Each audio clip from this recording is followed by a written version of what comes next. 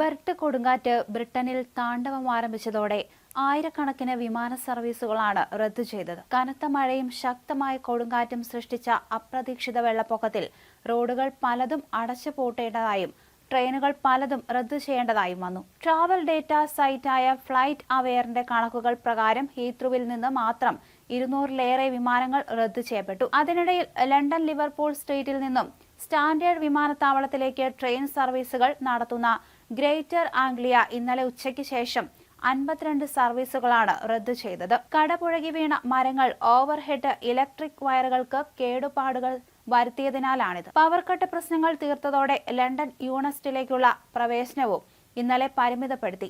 ലൈറ്റുകളെയും customer information ബോർഡുകളെയുമായിരുന്നു വൈദ്യുതി വിതരണത്തിലെ തടസ്സം പ്രധാനമായും ബാധിച്ചത്. ഏകദേശം 30 മിനിറ്റ് നേരത്തേക്കാണ് സ്റ്റേഷനിലേക്കുള്ള പ്രവേശനം പരിമിതപ്പെടുത്തിയത്.